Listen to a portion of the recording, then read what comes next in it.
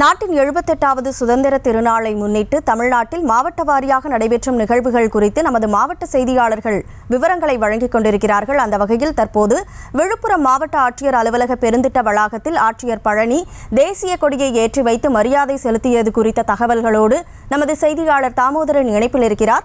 வணக்கம் தாமோதரன், முழு விவரம் என்ன? வணக்கம் கனிமொழி. 78வது சுதந்திர தின விழாவை முன்னிட்டு விழுப்புரம் மாவட்டத்தில் விழுப்புரம் மாவட்ட ஆட்சியர் பெருந்திட்ட வளாக மைதானத்தில் இன்று காலை 9:05 மணி அளவில் மாவட்ட ஆட்சியர் சி பழனி அவர்கள் தேசிய கொடியினை ஏற்றி வைத்து மரியாதை செலுத்தினார். இதனைத் தொடர்ந்து தேசிய கொடியை மரியாதை செலுத்திய அவர் காவல்துறையினரின் அணிவகுப்பு மரியாதையை ஏற்றுக்கொண்டார்.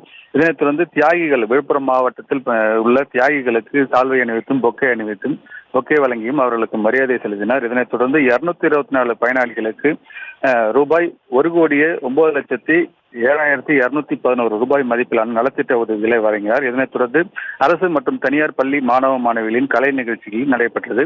அரசு சிறப்பாக பணியாற்றிய அரசு அலுவலர்களுக்கு நற்சான்றிதழ்கள் வழங்கப்பட்டது. கனிமொழி, விவரங்களுக்கு நன்றி தாமோதரன்.